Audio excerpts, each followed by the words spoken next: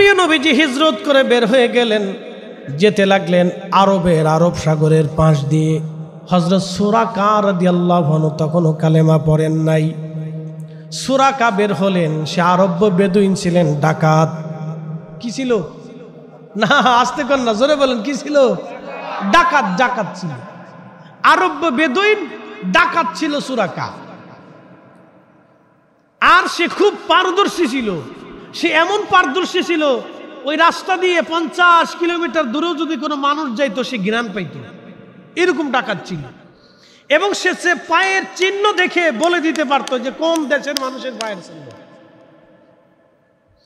উটের পায়ের চিহ্ন দেখে সে বলে দিতে পারতো কোন এলাকার উট। এরকম ডাকাত ছিল সুরাকা রাদিয়াল্লাহু আনহু। তখনও কালেমা পড়েন নাই। ঘোষণা শুনছি 100 উট পাওয়া যাবে। নিজের ঘোড়া নিয়ে বের হয়ে গেলেন, কারণ সবার চোখ ফাঁকি দিতে পারলো, তার চোখ ফাঁকি দেওয়া যাবে না। এরকম ডাকাত ছিল যে তার চোখ আর ফাঁকি দেওয়া সম্ভব না। এইরকম ডাকাত সুরাকা রাদিয়াল্লাহু আনহু, চোখ ফাঁকি দেওয়া যাবে না। ঠিক সে পায়ের চিহ্ন, উটের চিহ্ন ধরে ধরে চলে গেল। দেখলো আল্লাহর নবী সামনে দেখা যায়। সুরাকা ডাক দিল নবীর নাম ধরে, দাঁড়াও, আমি এসে গেছি। পালাতে পারবে না, কিন্তু না, তা হলো না। আল্লাহর পক্ষ থেকে ফয়সালা এসে গেল। সাথে সাথে সুরাকার ঘোড়ার পা বালির ভিতরে দেবে গেল, মাটির সাথে দেবে গেল, আর ঘোড়ার পা উপরে আর উঠে না। একবার জোরে বলা যাবে কি আল্লাহু আকবার। সুরাকা ভয় পেয়ে গেল, হাই হাই, জীবনে তেমন কোনোদিন হয়নি, আমার ঘোড়ার পা মাটির ভিতরে, কি হলো? ঠিক তখনই সুরাকা বুঝতে পারছে ডাকাত হলে কি, বুঝে পেরেছে, বুঝে এসে গেছে। ডাক দিল, ইয়া রাসূলুল্লাহ, আমার আর বোঝার বাকি নাই, আপনি আমার মাফ করে দেন, আমি আর আপনার দিকে আগাবো না, ফিরে চলে যাব, ক্ষমা করে দেন। আপনি দোয়া করেন আমার ঘোড়ার পা যেন মাটির ভিতর থেকে উঠে যায়। হযরত সুরাকা বলার পরে ঘোড়ার পা মাটির উপর থেকে উঠে গেল। নবীজি দোয়া করলেন, উঠে গেল। কিন্তু লোভ আর সামলাইতে পারলেন না, আবার রওনা করলেন। আবার আল্লাহ মাটির মধ্যে তার ঘোড়ার পা ধসিয়ে দিলেন। সুরাকা কাঁদে বলে, হুজুর মাফ করে দেন, এবার আর আমি যাব না। নবীজি বললেন, সুরাকা, তুমি যদি এবার তওবা করো তাহলে ছেড়ে দেওয়া হবে, যদি তওবা না করো তাহলে আমার রব তোমাকে সহ মাটির মধ্যে ধসিয়ে নিয়ে যাবে। হযরত সুরাকা ভয় পেয়ে গেলেন, হুজুর আমি আর আপনার দিকে আগাবো না। হযরত আবু বকর বললেন, সুরাকা রে, তাহলে শর্ত আছে, তুমি শুধু নিজে চলে যাবে না, আরবের কাফেরদেরকে তুমি সরাই নিয়ে চলে যাবে, আর বলবে আমি সুরাকা কাউকে দেখি নাই, তুমি তোমার আরবের মানুষদেরকে সরাই নিবা, সাবধান তারা যেন আমাদের পিছু না নেয়। যদি ওয়াদা করো তাহলে তোমাকে ছেড়ে দেওয়া হবে, আর যদি ওয়াদা না করো তোমাকে সব মাটির মধ্যে ধসে নিয়ে যাওয়া হবে। সুরাকা বললেন, হুজুর আমি বুঝতে পেরেছি আপনি নবী। একসাথে বলবেন আল্লাহু আকবার। আমার মেধা, ডাকাতলি কি মেধা আছে, চোরের কিন্তু ভালো মেধা। বলে কোন মেধা? চুরির মেধা। যে ডাকাত তারও কিন্তু ভালো মেধা। বলে কিসের মেধা? ও ডাকাতির মেধা, ওর চিন্তা করে আগে থেকে পরিকল্পনা করে। ওরা যদি চুরি ডাকাতি না করে ব্যবসার পরিকল্পনা করতো, মানুষের উপকারের পরিকল্পনা করতো, তাহলে সমাজে অনেক উপকার হইতো, কিন্তু মেধা খারাপ না। ওরা 10 দিন ধরে পরিকল্পনা করে যে কার কাছ থেকে ডাকাতি করবে। এই যে আমাদের দেশে যারা চান্দাখোর আছে, চান্দাবাজ আছে, ওরা চিন্তা করে ম্যাপ করে যে কার কাছ থেকে চান্দা নেব। ওরা এই চান্দার ধান্দা না করে যদি ব্যবসার ধান্দা করতো তাহলে আমার সমাজ চেঞ্জ হয়ে যাইতো, রাষ্ট্রের উপকার হইতো। কথা কোন ঠিক কিনা? কিন্তু ওদের মেধা, ওরা চান্দায় খাটায়, চুরি ডাকাতিতে খাটায়। তো সুরাকা মেধাবী, মারাত্মক মেধা। বুঝতেছেন, মানুষের ঘৃণা আসতো 50 কিলোমিটার দূর থেকে, মানুষের ঘৃণা তার নাকে আসতো। এ মারাত্মক মেধা ছিল তার। তো সে বুঝে ফেলছে যে আপনি নবী, আমার মাফ করে দেন, আমি চলে যাব, আপনাকে ডিস্টার্ব করব না। তখন সুরাকা বলল, ইয়া রাসূলুল্লাহ, আমি জানি নবীদের একটি ইতিহাস আছে। নবীরা তার নিজস্ব এলাকা থেকে বিতাড়িত হয়, আবার সে তার নিজের এলাকাতে ফিরে আসে, আল্লাহ তাকে বিজয় দেয়। আমি জানি আপনি আবার কাবাতে বিজয় আপনার আসবে। আল্লাহু আকবার। সুরাকা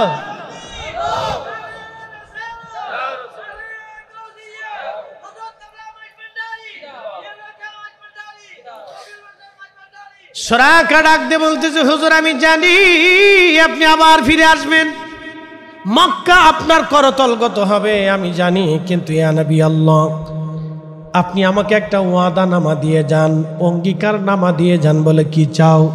বলে আপনি লিখিত দিয়ে দেন, যখন আপনি মক্কা বিজয় হবে সেই দিন আমি সুরাকা যদি জিন্দা থাকি তাহলে আপনি আমাকে হত্যা করবেন না, আপনি আমাকে নিরাপত্তা দিবেন, এই ওয়াদা আপনি লিখে দিয়ে দেন। নবী বললেন, আবু বকর সুরাকাকে তুমি লিখে দাও। চামড়ার সাথে অথবা গাছের খালের সাথে লিখে দেওয়া হলো সুরাকাকে। সুরাকা চলে গেল, সুরাকা চলে গেল,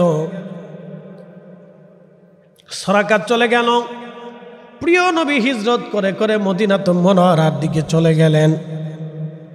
যাওয়ার সময় পাথর নবীকে সালাম দেয়, গাছে নবীকে সালাম দেয়, পশু পাখিরা নবীকে সালাম দেয়। আল্লাহর নবী হিজরত করে রওনা করলেন। মদিনায় সংবাদ গেল রসুল আসতেছে। প্রত্যেক দিন মদিনাবাসী মদিনার উপকণ্ঠে মক্কা থেকে আসার সময় যে রাস্তা আছে এই রাস্তার সামনে মদিনার মানুষ দাঁড়ায় থাকে, নবী কখন আসবে। সুবহানাল্লাহ, কি আসতে না জোরে। মদিনার মানুষেরা দাঁড়ায় থাকে নবী আসবে বলে, রসুল আসবে। প্রত্যেক দিন তারা দাঁড়ায় থাকে নবী আসবে, প্রত্যেক দিন তারা দাঁড়ায় রয়েছে নবী আসবে, প্রত্যেক দিন তারা দাঁড়ানো, রসুল আসবে নবী আসবে, নবী আসবে রসুল আসবে, তারা দাঁড়ানো। হায় হায় হায়, একদিন ঠিকই সত্যি ঘটনা ঘটে গেল। মদিনার বাচ্চারা দাঁড়ানো আছে, কেউ খেজুর গাছের মাথায় বসে আছে, কেউ ছাদের উপরে দাঁড়ায় রয়েছে, নবী আসবে এই রাস্তা দিয়ে।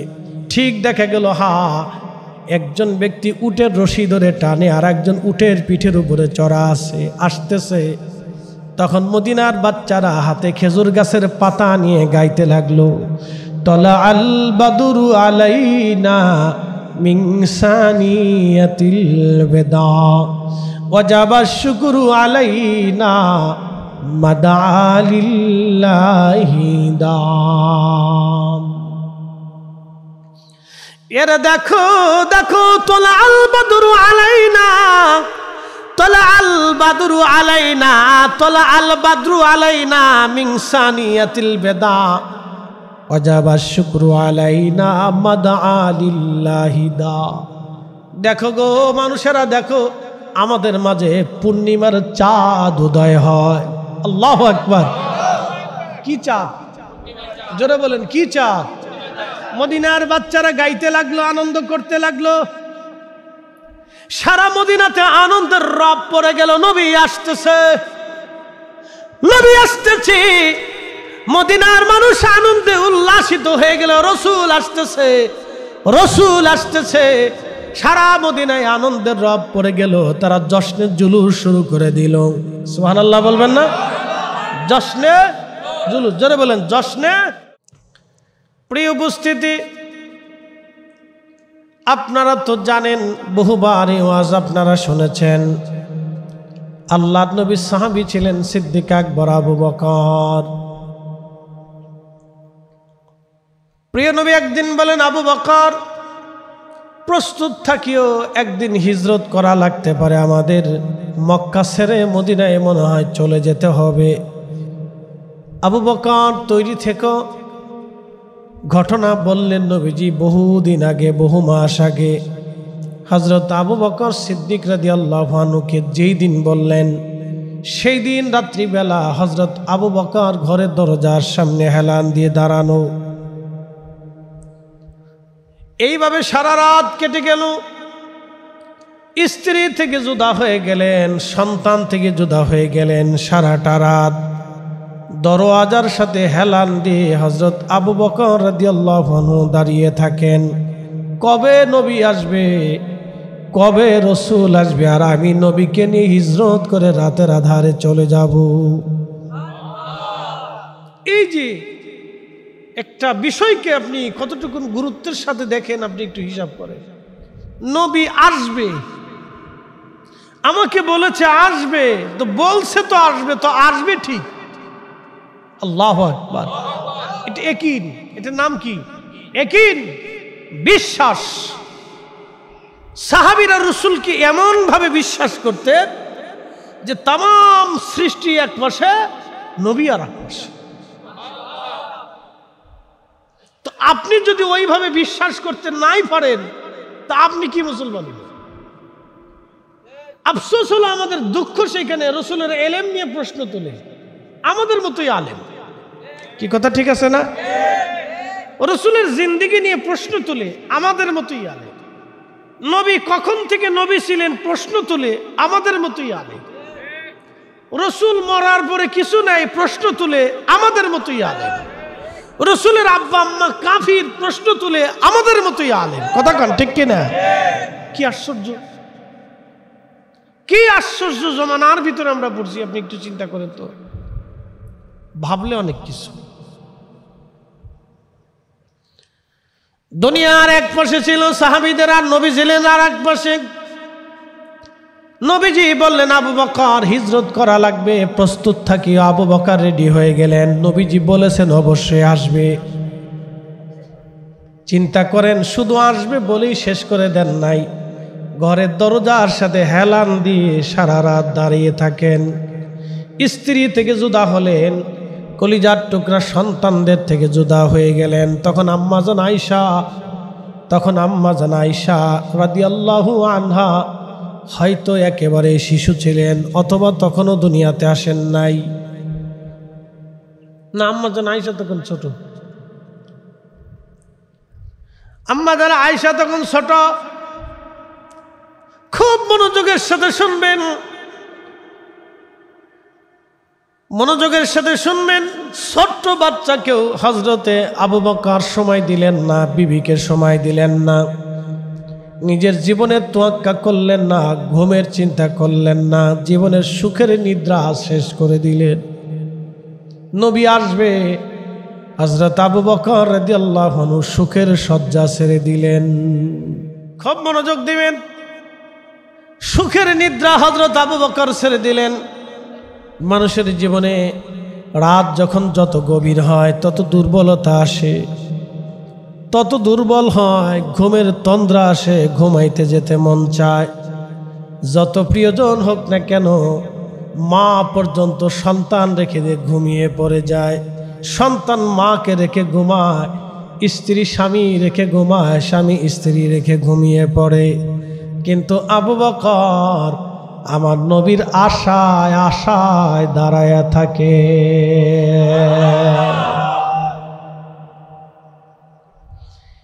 এরই নাম ইশকে রাসূল, এরই নাম ভালোবাসা, হুব্বে রাসূল, এরই নাম হুব্বে রাসূল, ভালোবাসা। আল্লাহ বলেন কুল, হুজুর আপনি আমার বান্দাদেরকে জানান, ইন কুনতুম তুহিব্বুনাল্লাহ ফাত্তাবিউনি ইউহিব্বুকুমুল্লাহ।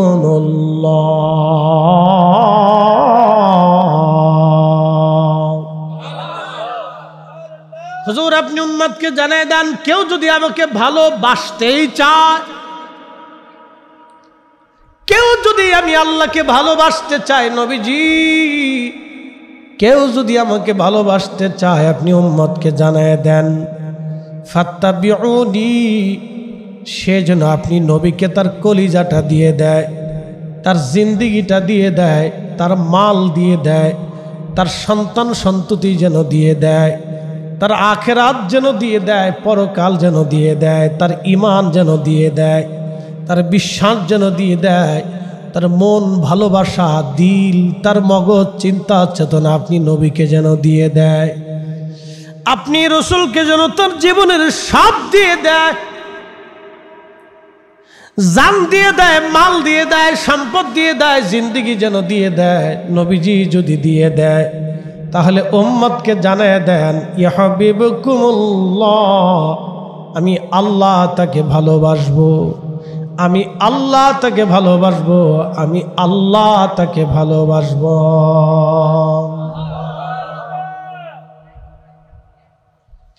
কি চমৎকার আল্লাহর আইন, কোরআনের আইন, কি চমৎকার আইন।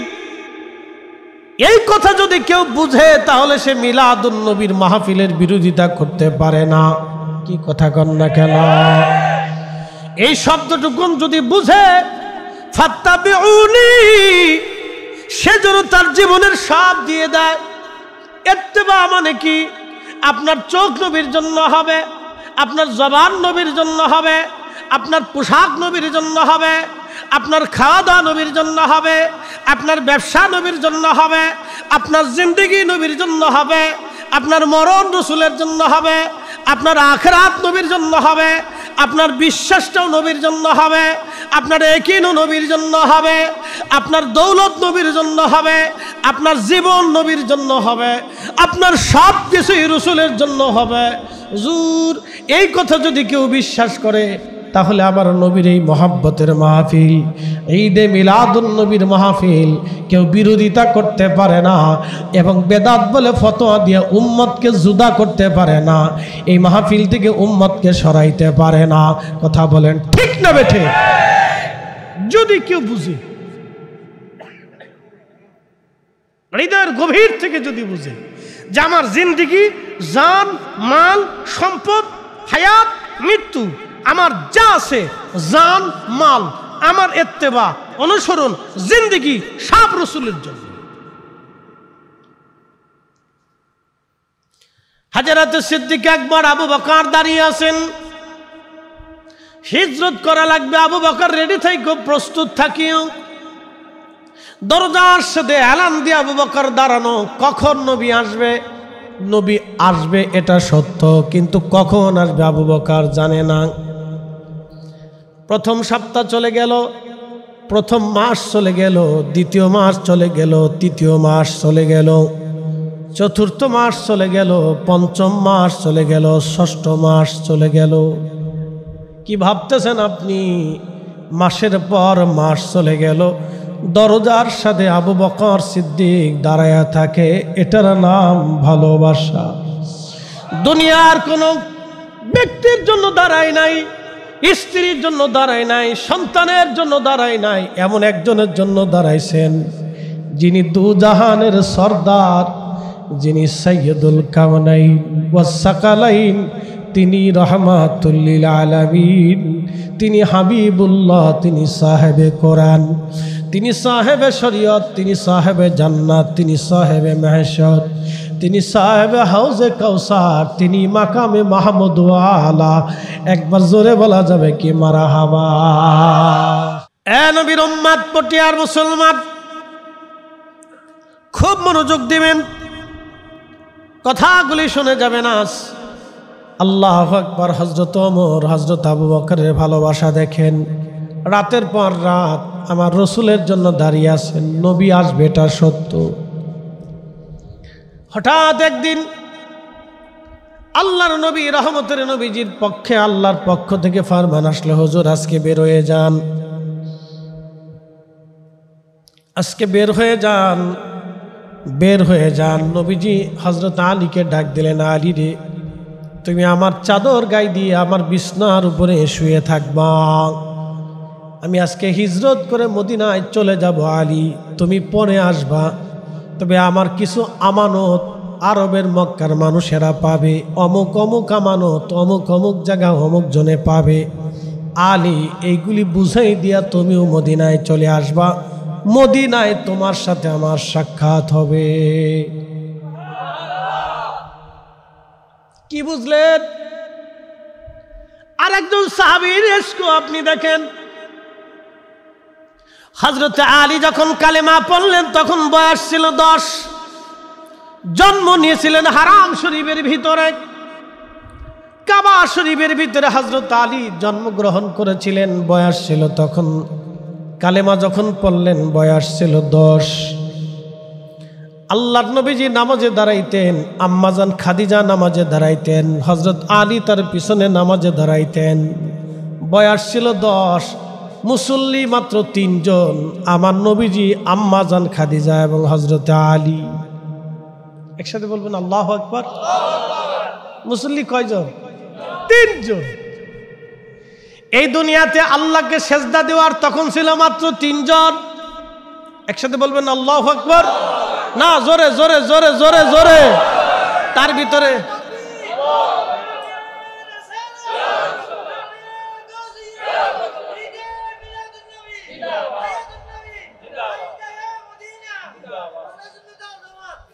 মাশাআল্লাহ আল্লাহকে সেজদা দেওয়ার মতো ছিল 3 জন, আল্লাহর নবী, আম্মাজান খাদিজা এবং হযরত আলী।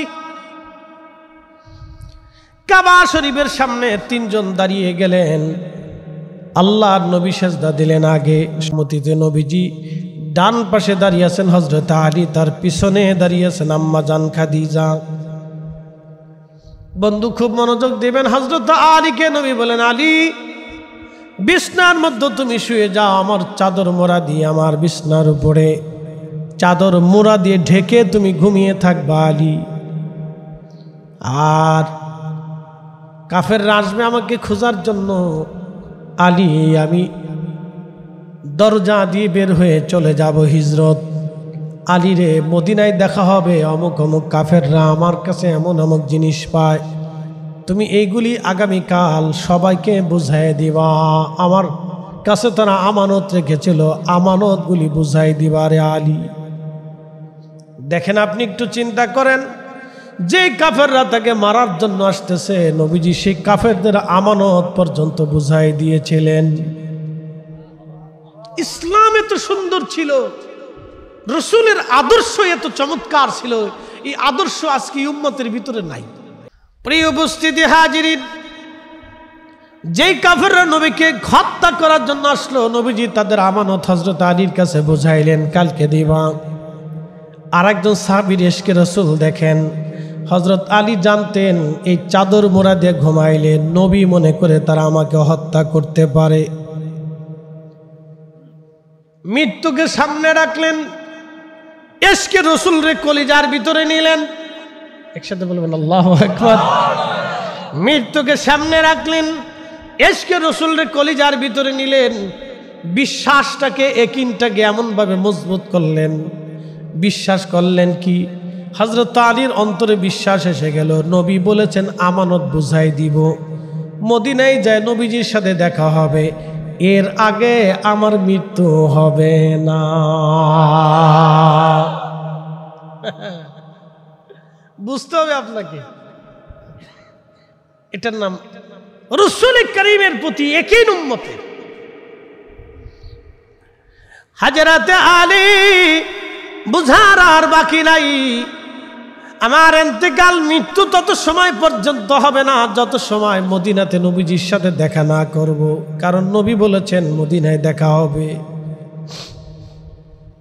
আমানত আমি বুঝাবো, রসুলের আমানত নষ্ট হবে, অবশ্যই আমার রব হতে দেবে না। কারণ আমানত যদি নষ্ট করে দেয়, কিয়ামত পর্যন্ত এই উম্মতের মাঝে প্রচার থাকবে নবীজি উম্মতের আমানত নিজে নষ্ট করেছিলেন। এটা আল্লাহ হতে দেবে না। হযরত আলীর একিন বড় মজবুত। শুয়ে পড়লেন চাদর মোড়া দিয়ে, নবীজি বের হয়ে গেলেন। কাফেররা চারপাশে ঘিরে ধরে দাঁড়ানো, বের হওয়ার সাথে আমরা আক্রমণ করব, কিন্তু ভিন্ন রকম হয়ে গেল। একটু ধুলো নিয়ে নবীজি কোরআনের আয়াত পরে ছেড়ে দিলেন। প্রত্যেকের চোখে মুখে লেগে চোখ মুখ তাদের অন্ধকার হয়ে গেল। নবীজি কাফেরদের সামনে দিয়ে চলে গেলেন, কাফেররা দেখতে পেল না। হাঁটতে হাঁটতে চলে গেলেন। ঠিক এই দিকে হযরতে নবীজি বের হয়ে যাওয়ার পরে আল্লাহর নবীজির ঘরের ভিতরে কাফেররা ঢুকলো। ব্যাপার কি? ঢুকার পরে দেখে চাদর উল্টাইয়া হযরত আলী শুয়ে আছে। আল্লাহর নবী চলে গেলেন। চলে যাওয়ার পরে আবু বকরের ঘরের দরজার সামনে নবীজি টুকা দিলেন, ছোট্ট করে ডাক দিলেন আবু বকর। জোরে ডাক দেন নাই, একটা ডাক দিলেন আবু বকর, সাথে সাথে দরজা খুলে গেল। আস্তে হয়ে গেল না? জোরে বলেন। সাথে সাথে দরওয়াজা খুলে গেল। দরওয়াজা যখন খুলে গেল, আহা নবীজি ডাক দিলেন আবু বকর, তুমি কি ঘুমাও নাই? বলে হুজুর যেই দিন আপনি বলেছিলেন হিজরত করা লাগবে, সেই দিন রজনী থেকে আমি সারা রাত আপনার জন্য দরজার সাথে হেলান দিয়ে দাঁড়ায় থাকি। আমার নবী আসবে, হুজুর আমি দাঁড়ায় থাকি জন্য আপনি এসে ডাকাডাকি করবেন, আর আওয়াজ হবে, কাফেররা টের পেলে আপনাকে কষ্ট দিবে, আমি আবু বকরের সামনে আপনাকে ব্যথা দিবে। ইয়া রাসূলুল্লাহ, আমার জীবন থাকতে এটা হতে পারে না। নবীজি ওই দিন রাত্র থেকে আমি আবু বকর ঘুমাই নাই। আপনি নবীজির আশায় আমি দাঁড়ায় থাকি, আমি ঘরের দরজার সাথে হেলান দিয়ে দাঁড়ায় থাকি। চিৎকার মেরে জোরে বলেন না ইয়া রাসূলুল্লাহ। প্রেম যদি শিখবি রে মন, প্রেম যদি বুঝবি রে মন, ওরে সব সেরে চল মদিনায়। আমার প্রেমের রসুল যেই দেশে ঘুমায়, আমার দয়াল নবী যেই দেশে ঘুমায়। দেখলে ছবি পাগল হবি, কাঁদবি বসে নিরালায়। আমার দয়াল নবী যেই দেশে ঘুমায়, প্রেম যদি শিখবি রে মন, প্রেম যদি করবি রে মন, ওরে সব সেরে চল মদিনায়। আমার প্রেমের রসুল যেই দেশে ঘুমায়, আমার দয়াল নবী যেই দেশে ঘুমায়। আল্লাহুম্মা সাল্লি আলা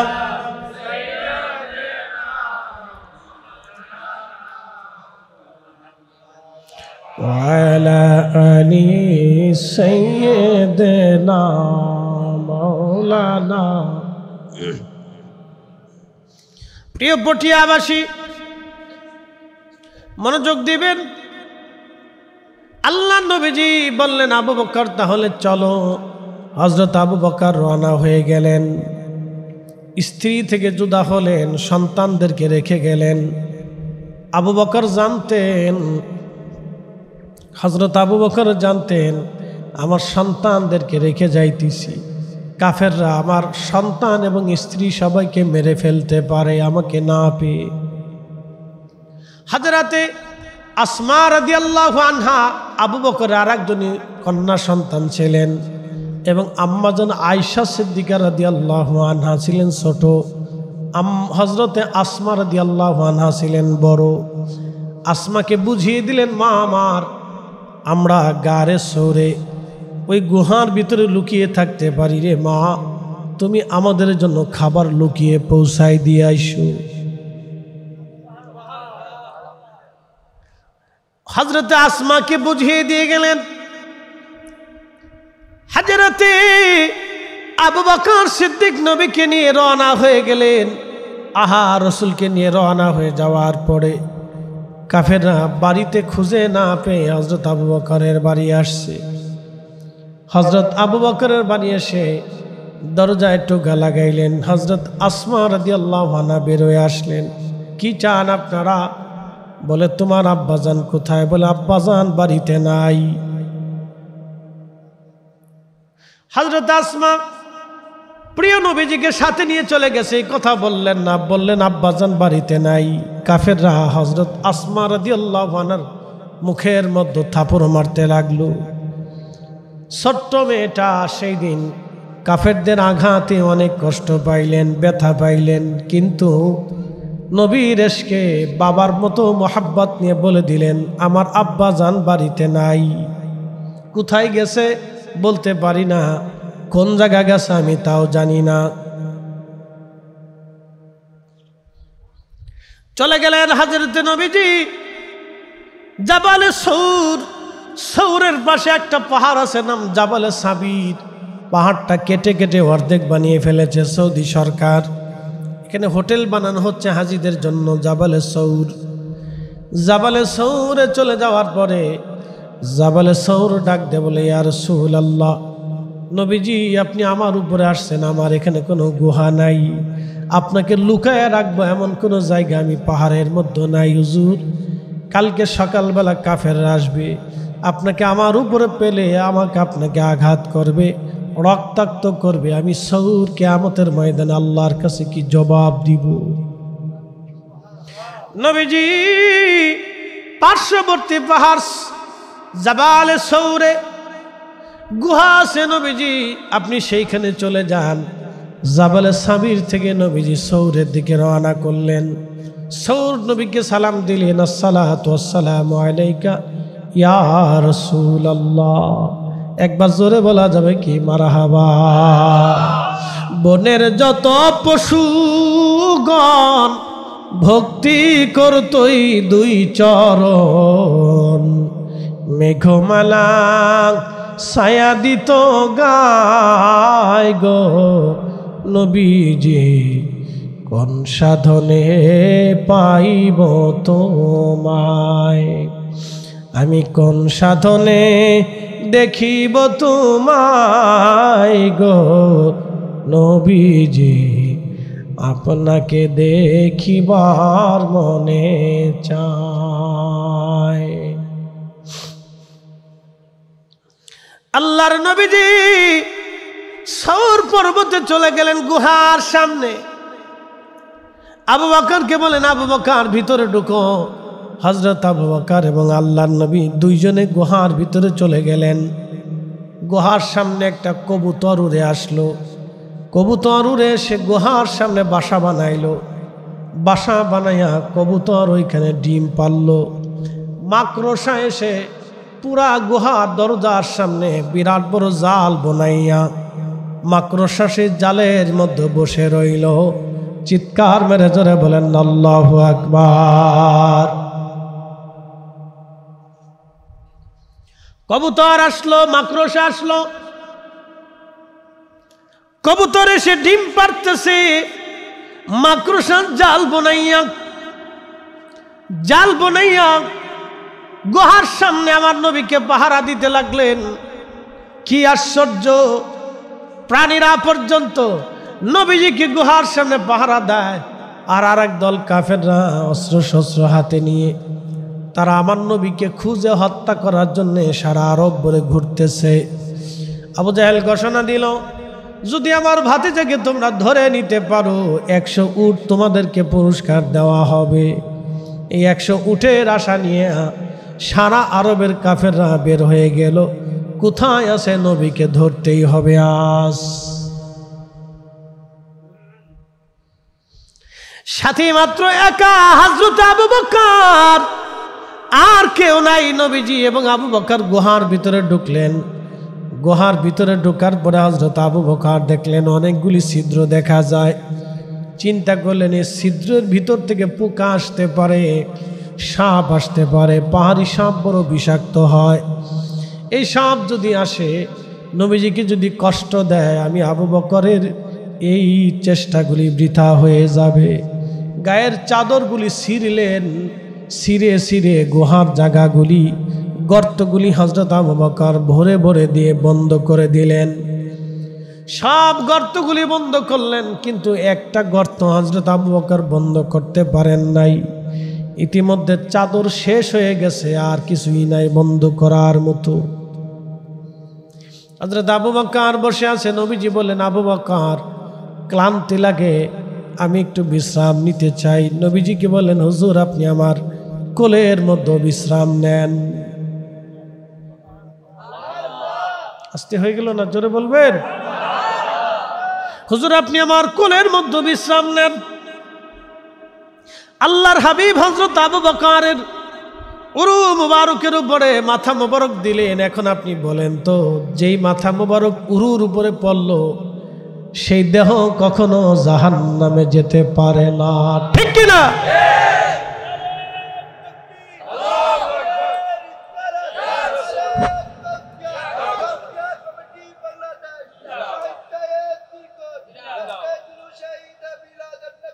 খুব মনোযোগ দিবেন হাজিরিন।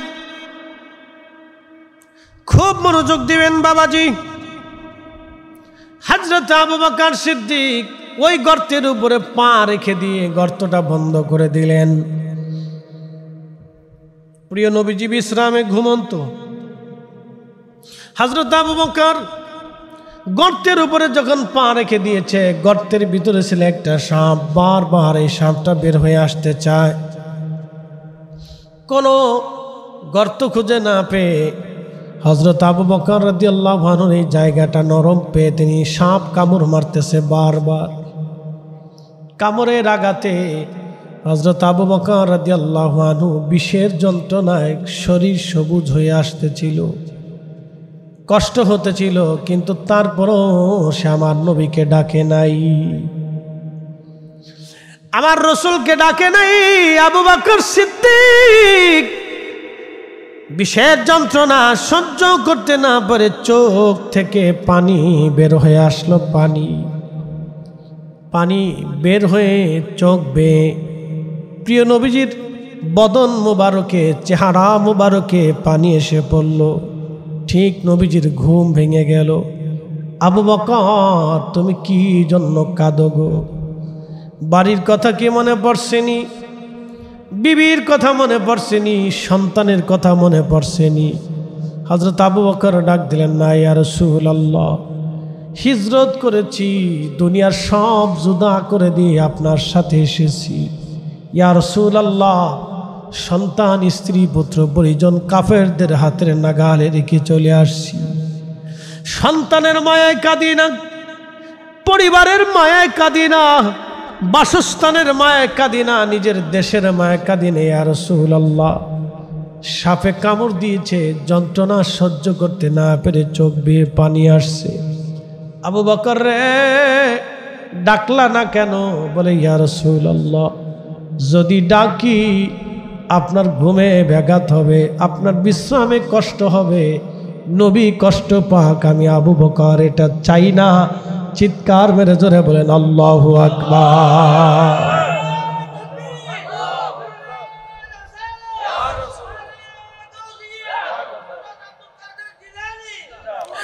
এটার নাম হচ্ছে ভালোবাসা। ভালোবাসা দলিল দিয়ে হয় না, ইশকে রাসূল দলিল দিয়ে হয় না, ইশকে রাসূল দলিল দিয়ে হয় না, দলিল দিয়ে ইশকে রাসূল হয় না। কথা বলেন ঠিক কি না? ইশকে রাসূল দলিল দিয়ে হয় না। আল্লাহ যার কলিজার মধ্যে ঢেলে দেয় তার ভিতরেই আসে, ঠিক কি না? সবাই আশিকে রাসূল হয় না, সবাই সাহাবী হয় নাই। আল্লাহ ওই রুহটাকে ভালোবাসছে যেই রুহটা রসুলকে ভালোবাসছে। আল্লাহ ওই জীবনকে ভালোবাসছে যে জীবন নবীকে ভালোবাসছে। আল্লাহ ওই মানুষকে ভালোবাসছে যে মানুষ নবীকে ভালোবাসছে।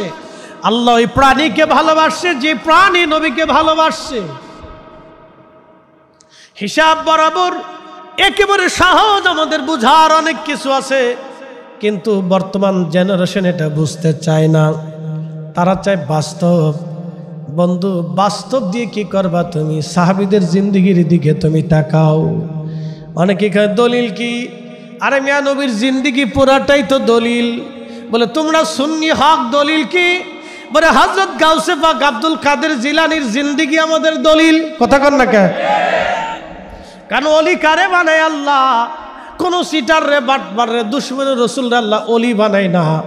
আল্লাহ তারই অলি বানায় যার জিন্দেগি নবীর কদমে কুরবানি হয়। সুন্নিরা হক, দুনিয়ার সব অলিরা আমাদের দলিল। কথা কন ঠিক কিনা? সুন্নিরা হক, দুনিয়ার সব সাহাবীরা আমাদের দলিল। সুন্নিরা হক, আশরে মুবাশশারা, খুলাফায়ে রাশিদা, আহলে বাইত রাসূল, শুহাদায়ে কারবালা, মুতাকাদ্দিমিন, মুতাআখিরিন, সালফে সালিহিন, চার মাযহাব আর চার তরিকা আমাদের দলিল। কথা বলেন ঠিক কিনা? বাস্তবে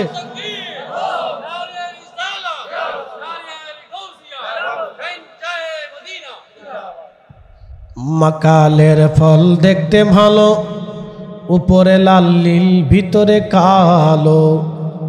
মাকালের ফল চিনেন? আপনাদের চট্টগ্রামে উপরে সুন্দর দেখা যায়, ভিতরে ময়লা কালো। এটা কি বলে? এই ফলের নাম কি? মাকাল ফল। মাকালের ফল দেখতে ভালো, উপরে লাল নীল ভিতরে কালো। আপেলের মতো দেখা যায়, আপেলের মতো দেখতে খুব সুন্দর, বাহিরে খুব চমৎকার, ভিতরে গন্ধ পচা। মাকালের ফল দেখতে ভালো, ভিতরে লাল নীল, উপরে লাল নীল ভিতরে কালো। ওরে সারা জীবন এমনি গেল দয়াল, সারা জীবন এমনি গেল, খাইতে আমরা পারলাম না।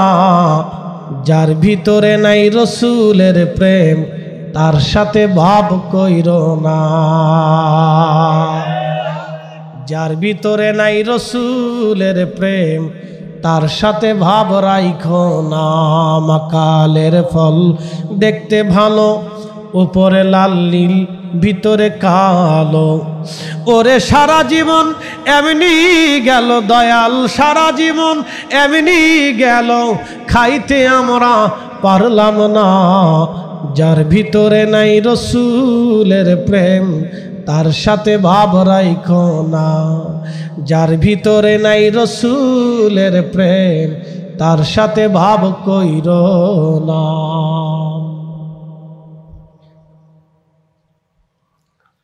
হযরত আবু বকর দেখে বলেন, হুজুর আপনি কষ্ট পান, আমি আবু বকর চাই না, ঘুমে ব্যাঘাত হবে এই জন্য ডাকি নাই। নবীজি বলেন, আবু বকর কোন জায়গা কামড় দিয়েছে বলো। হযরত আবু বকর দেখাইলেন আল্লাহর নবীজির পবিত্র লালা মোবারক, থুতু মোবারক নিয়ে ওই আবু বকরের ক্ষত স্থানে সাপের দংশন কামড়ের জায়গায় নবীজি লাগিয়ে দিলেন। লাগাইতে দেরি হয়, লাগাইতে দেরি হয়, হযরত আবু বকর ভালো হতে দেরি হয় নাই। আল্লাহু আকবার। সালাতুন ইয়া রাসূলুল্লাহ আলাইকুম, সালাতুন ইয়া রাসূলুল্লাহ আলাইকুম। খবর লও ইয়া রাসূলুল্লাহ, খবর লও मेरे मौला मेरे आका, खबर लो। सलातुन या रसूलल्लाह अलैकुम। अल्लाहुम्मा सल्ले अला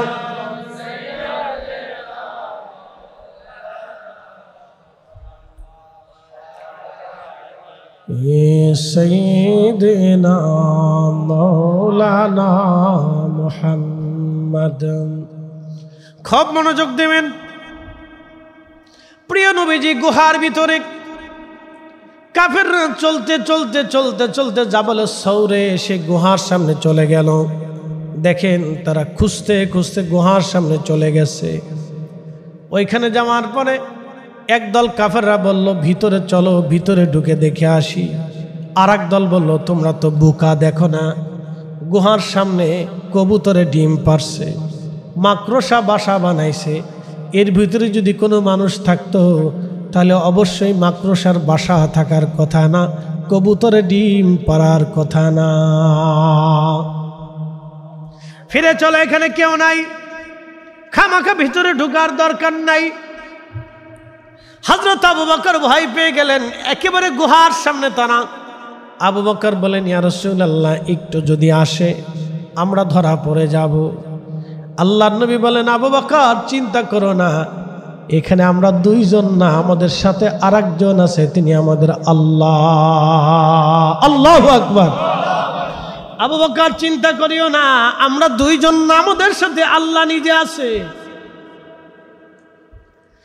আবু বকর চিন্তা করিও না, আমাদের সাথে আল্লাহ নিজে আছে। আবু বকর আল্লাহ নিজে আছে রে আবু বকর, চিন্তা করিও না। হযরত আবু বকর সিদ্দিক রাদিয়াল্লাহু আনহু চিন্তা মুক্ত হয়ে গেলেন। ওদিকে হযরতে আসমা রাদিয়াল্লাহু আনহা গোপনে খাবার নিয়ে আসতেন। একটু চিন্তা করেন তো, সেই মক্কাতুল মুকাররমা থেকে জাবালে সৌরে গোপনে গোপনে খাবার আনা কাফেরদের চোখ ফাঁকি দিয়ে কতটা দুঃসাধ্য ছিল। সেই দিন হযরত আসমা রাদিয়াল্লাহু আনহা গোপনে খাবার নিয়ে আসতেন নবীজির কাছে, বাবার কাছে তিনি খাবার পৌঁছাইতেন। 3 দিন পর্যন্ত নবীজি ওই গুহার মধ্যে রইলেন। মনোযোগ দিয়ে কথাগুলি শুনে যাবেন। বর্তমানে কাবা শরীফের যে কবুতর আপনারা দেখেন, আল্লাহু আকবার, ইমাম ইবনু কাসির আল বেদায়ের মধ্যে লেখেন, ইমাম ইবনু কাসির আল বেদায়ের মধ্যে লেখেন 1450 বছর আগে যেই কবুতরের ডিম পেড়েছিল, সেই ডিম থেকে বাচ্চা হয়েছিল, সেই কবুতর থেকে কবুতর হলো, সেই কবুতরগুলি গারে সৌর থেকে তারা হারাম শরীফে চলে আসলো। কিয়ামত পর্যন্ত এই কবুতরের বংশধর হারামে তারা থাকবে। একজন হাজি একটা কবুতর ধরবে না, মারবে না, শোবে না, খাবে না, নিবে না, আনবে না। এমনকি এই শত শত বছর ধরে রাজা বাদশারা চলে গেল, আমির ওমরারা চলে গেল, কোনো রাজা বাদশা কোনো দিন কবুতর ধরে নাই, কবুতর তারাই নাই, কবুতর মারে নাই। তারা হারামের চারপাশে পায়খানা করে, বাথরুম করে, খায় দেয়, ঘুরে বেড়ায়, উড়ে বেড়ায়। হারামের কোনায় কোনায়, জায়গায় জায়গায় তারা থাকে, ঘরে বাড়িতে যেখানে সেখানে তারা থাকে। শত শত বছর ধরে তাদের বংশধর এখনো আছে, তারা কখনো বংশধর তাদের শেষ হয় নাই। ওই কবুতর সেই কবুতর যে কবুতর গানে সৌরে নবীকে পাহারা দিয়েছিল। একবার জোরে বলবেন কি মারহাবা। সেটা সেই কবুতর গানে সৌরে এখনো পাহারা দেয়। বন্ধু খুব মনোযোগ দিবেন, এই কবুতরগুলি এখন হারামে থাকে। আল্লাহর নবী এখান থেকে বের হলেন। এখান থেকে বের হয়ে যাওয়ার সময় একটু চিন্তা করবেন, আবু বকরের প্রেম, হযরত আলীর প্রেম, হযরত আসমা রাদিয়াল্লাহু আনহার প্রেম। আহা, তারা এইভাবে রসুলকে পাহারা দিয়েছেন, ভালোবাসছেন। এই জন্য ভালোবাসার কোনো দলিল হয় না। যাকে আল্লাহ পছন্দ করে তার কলিজার ভিতরে আল্লাহ ভালোবাসা দিয়ে দেয়। ইশকে রসুল সবার নসিবে হয় না, দরবারে মোস্তফার গোলামি সবার দ্বারা হয় না। আল্লাহ যারে কবুল করে তারে দিয়ে দরবারে মোস্তফার গোলামি করায়, ঠিক কিনা? ও আসমান ওয়ালার কাছে আরশে মুআল্লাতে মঞ্জুরিয়ত হতে হয়। অনেক মেধা থাকলেই হয় না, অনেক মেধা থাকলে হয় না বাপ, অনেক মেধা থাকলে হয় না। কারণ আবুল হাকাম ছিলেন আবু জেহেল, অনেক বড় মেধাওয়ালা ছিল, কিন্তু রসুল পায়নি। হযরত বেলাল পেয়ে গেছে, কথা ঠিক কিনা? একটা কৃতদাস পেয়ে গেছে, কৃতদাস। অনেক সম্পদ হইলে রসুল পাওয়া যায় না। ওয়াসাল কারণী সম্পদহীন ছিলেন, আগামীর খাবার কি থাকবে তিনি জানতেন না। খেজুরের বিচি টুকাইয়া বাজারে বিক্রি করে একটা দুইটা খেজুর এনে সারাদিন 2 দিন 3 দিন পর একটা খেজুর খেয়ে পানি খেয়ে বেঁচে থাকতেন। একটা ঝুপড়ির ভিতরে এক পোশাকে সারা জিন্দিগি পার করেছেন, জায়গায় জায়গায় তালি দেওয়া, সেরা দেওয়া, কাপড় জোড়ায় জোড়ায় দেওয়া। ওয়াসাল কারণীকে দেখলে মানুষ বলতো পাগল। সমাজ থেকে বিচ্যুত ছিল, সমাজ তাকে মানত না, রাষ্ট্র তাকে পছন্দ করত না, সমাজ বলতো সে পাগল। ইয়ামানবাসীরা তাকে পাগল হিসেবে চিনত। কিন্তু তার সম্মানের প্রশংসা আল্লাহর নবী নিজে করে গেছে। কারণ কি? কলিজার ভিতর থেকে দরবারে মোস্তফার দিকে তিনি নিজের দিলকে রুজু রাখতেন। কথা বলেন না সুবহানাল্লাহ, জোরে বলেন। নিজের দিলকে দরবারে মোস্তফার দিকে কি করতেন? রুজু রাখতেন, রুজু রুজু। অথচ জীবনেও কোনোদিন শরীয়তে আল্লাহ রসুলের সাথে সাক্ষাৎ হয়নি। শরীয়তে ওয়াসাল কারণীর সাথে আল্লাহর নবীর কখনো সাক্ষাৎ হয় নাই। একবার গিয়েছিলেন মদিনাতে, নবীজি তাবুকের জিহাদে চলে গিয়েছিলেন। জীবনে নবীজির দর্শে বসে একটা হাদিস কোনোদিন শোনেন নাই। কিন্তু আল্লাহ রসুল সহিহ মুসলিমের কিতাব ফাযাইলু আসহাবিন নবী বাবু ফাদাইল ওয়াসাল কারণীর ভিতরে তিনি লিখে গেছেন, আল্লাহর নবী বলেছেন, ওমর, যদি তুমি কখনো আমার ওয়াইস আল কারণীর সাথে আমার সাক্ষাৎ হয়, তোমার সাক্ষাৎ হয়, তো তোমার মাগফিরাতের জন্য আমার ওয়াইসের কাছ থেকে দোয়া চেয়ে নিও। কে আসতে হলে গেল না? জোরে বলবেন না। কাকে বললেন? হযরত ওমরকে বললেন, খোলাফায়ে রাশেদের একজনকে বললেন। তাকে বলেছিলেন তোমার মাগফিরাতের জন্য দোয়া চাইনো, আর যদি কোনোদিন তার সাথে সাক্ষাৎ হয় ওমর রে, শুধু তোমার নিজের জন্য দোয়া চাইও না, আমার ওয়াইসকে বইলো আমি রসুলের পক্ষ থেকে তার জন্য বার্তা হচ্ছে, আমি নবী বলেছি তাকে বইলো আমার এই গুনাহগার উম্মতের জন্য যেন আমার ওয়াইস দোয়া করে, কারণ আল্লাহর সাথে আমার কথা হয়েছে, আল্লাহ জানিয়ে দিয়েছে আমার ওয়াইস দোয়া করতে দেরি হবে তো আসমান থেকে কবুল হতে দেরি হবে না। জোরে জোরে জোরে জোরে।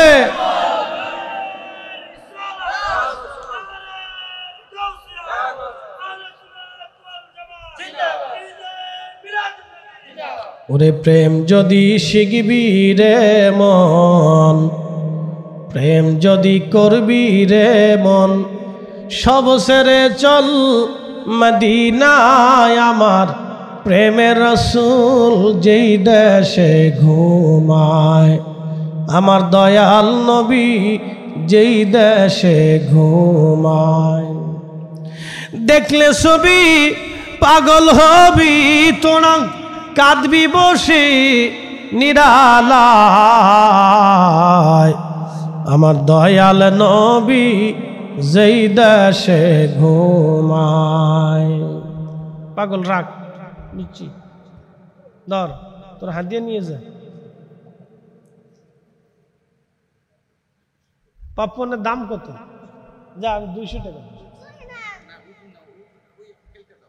ও নাকে দাও, ও যে নাকে দাও। মাশাআল্লাহ, মারহাবা কর। লাও তোমার পপকর্ন লয়ে যাও। আচ্ছা থাক।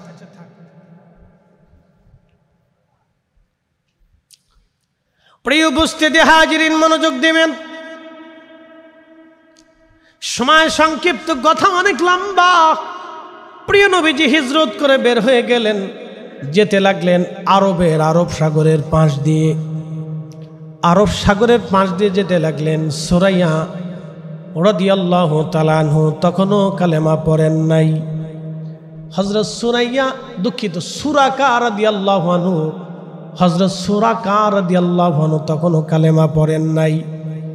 সুরাকা বের হলেন, সে আরব্য বেদুইন ছিলেন, ডাকাত। কি ছিল?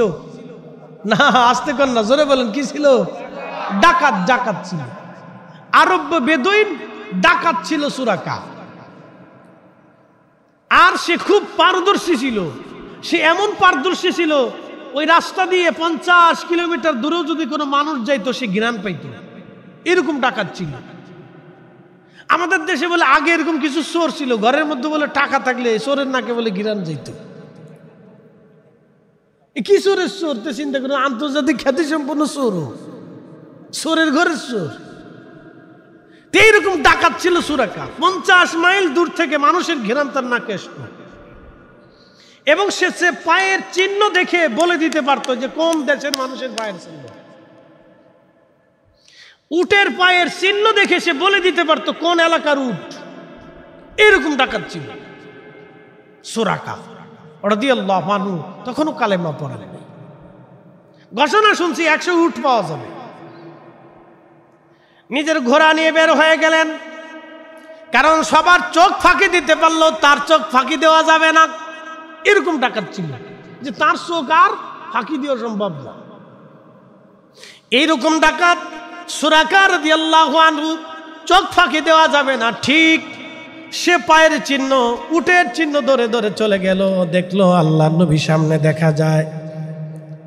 সুরাকা ডাক দিল নবীর নাম ধরে, দাঁড়াও আমি এসে গেছি।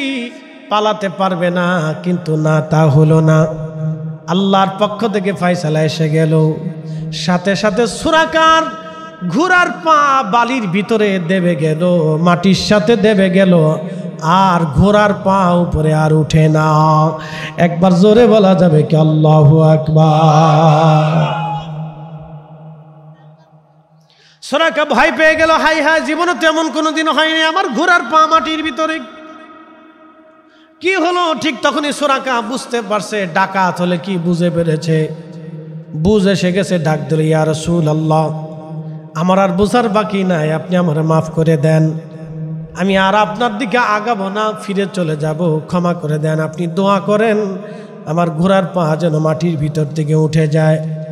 হযরত সুরাকা বলার পরে ঘোড়ার পা মাটির উপর থেকে উঠে গেল। নবীজি দোয়া করলেন, উঠে গেল, কিন্তু লোভ আর সামলাইতে পারলেন না, আবার রওনা করলেন।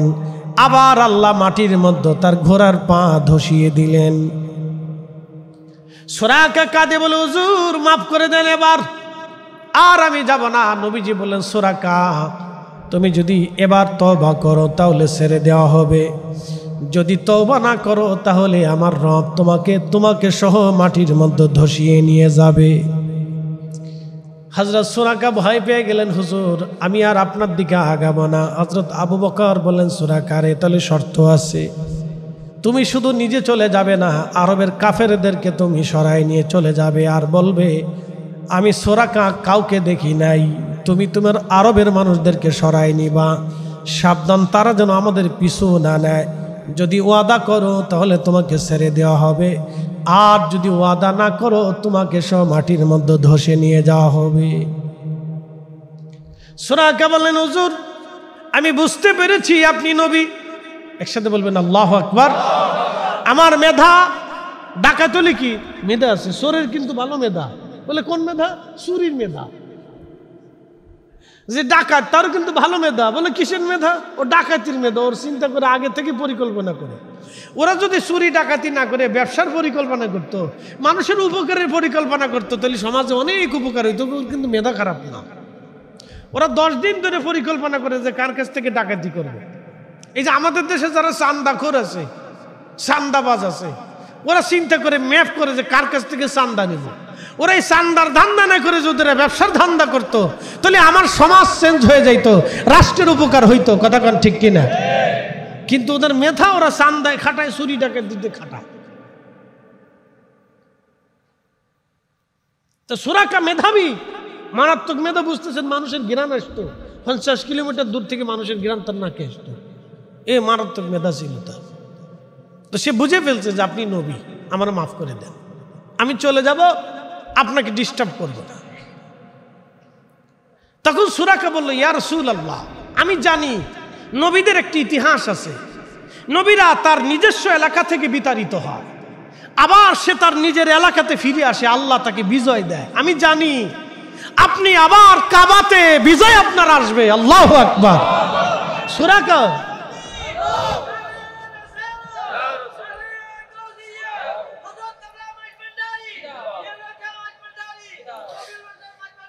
সুরাকা ডাক দিয়ে বলতেছে, হুজুর আমি জানি আপনি আবার ফিরে আসবেন, মক্কা আপনার করতলগত হবে, আমি জানি, কিন্তু ইয়া নবী আল্লাহ আপনি আমাকে একটা ওয়াদা নামা দিয়ে যান, অঙ্গীকার নামা দিয়ে যান। বলে কি চাও? বলে আপনি লিখিত দিয়ে দেন, যখন আপনি মক্কা বিজয় হবে সেই দিন আমি সুরাকা যদি জিন্দা থাকি তাহলে আপনি আমাকে হত্যা করবেন না, আপনি আমাকে নিরাপত্তা দিবেন, এই ওয়াদা আপনি লিখে দিয়ে দেন। নবী বললেন, আবু বকর সুরাকাকে তুমি লিখে দাও, চামড়ার সাথে অথবা গাছের খালের সাথে লিখে দেওয়া হলো সুরাকাকে। সুরাকা চলে গেল, সুরাকা চলে গেল, সুরাকা চলে গেল। প্রিয় নবী হিজরত করে করে মদিনাতুল মুনাওয়ারার দিকে চলে গেলেন। যাওয়ার সময় পাথর নবীকে সালাম দেয়, গাছে নবীকে সালাম দেয়, পশু পাখিরা নবীকে সালাম দেয়। আল্লাহর নবী হিজরত করে রওনা করলেন। মদিনায় সংবাদ গেল রসুল আসতেছে। প্রত্যেক দিন মদিনাবাসী মদিনার উপকণ্ঠে মক্কা থেকে আসার সময় যে রাস্তা আছে, এই রাস্তার সামনে মদিনার মানুষ দাঁড়ায় থাকে, নবী কখন আসবে। সুবহানাল্লাহ, কে আসতে না জোরে। মদিনার মানুষেরা দাঁড়ায় থাকে নবী আসবে বলে, রসুল আসবে। প্রত্যেক দিন তারা দাঁড়ায় থাকে নবী আসবে, প্রত্যেক দিন তারা দাঁড়ায় রয়েছে নবী আসবে, প্রত্যেক দিন তারা দাঁড়ানো, রসুল আসবে, নবী আসবে, নবী আসবে, রসুল আসবে, তারা দাঁড়ানো। হায় হায় হায়, একদিন ঠিকই সত্যি ঘটনা ঘটে গেল। মদিনার বাচ্চারা দাঁড়ানো আছে, কেউ খেজুর গাছের মাথায় বসে আছে, কেউ ছাদের উপরে দাঁড়ায় রয়েছে। নবী আসবে এই রাস্তা দিয়ে।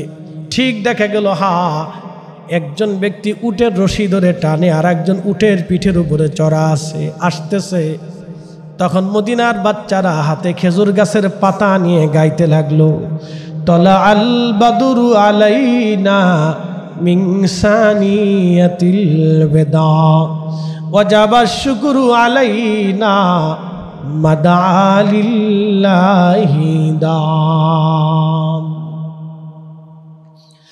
এরা দেখো দেখো, তলা আল বাদুরু আলাইনা, তলা আল বাদরু আলাইনা, তলা আল বাদরু আলাইনা মিন সানিয়াতিল বেদা ওয়াজাবা শুকরু আলাইনা মাদা লিল্লাহি দা। দেখো গো মানুষেরা, দেখো আমাদের মাঝে পূর্ণিমার চাঁদ উদয় হয়। আল্লাহু আকবার। কি চাঁদ? জোরে বলেন, কি চাঁদ?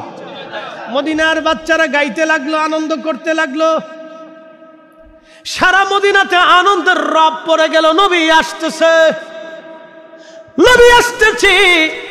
মদিনার মানুষ আনন্দে উল্লাসিত হয়ে গেল। রসুল আসতেছে, রসুল আসতেছে।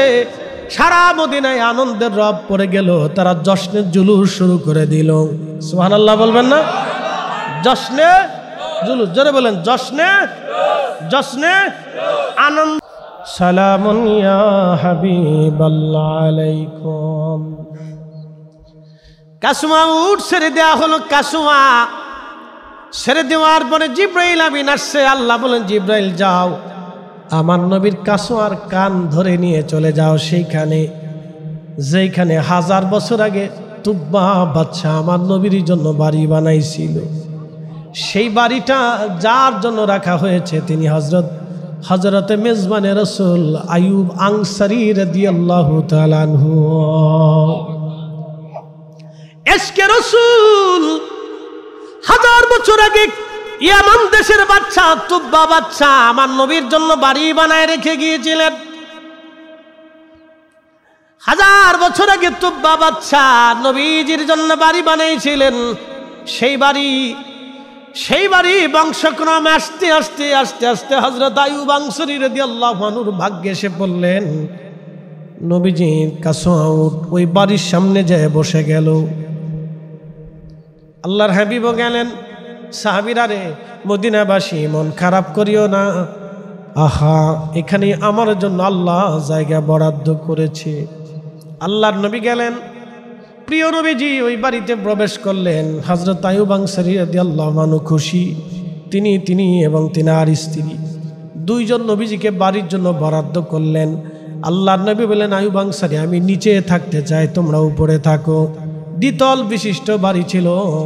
হযরত আইয়ুব আনসারী রাদিয়াল্লাহু আনহু উপরে চলে গেলেন।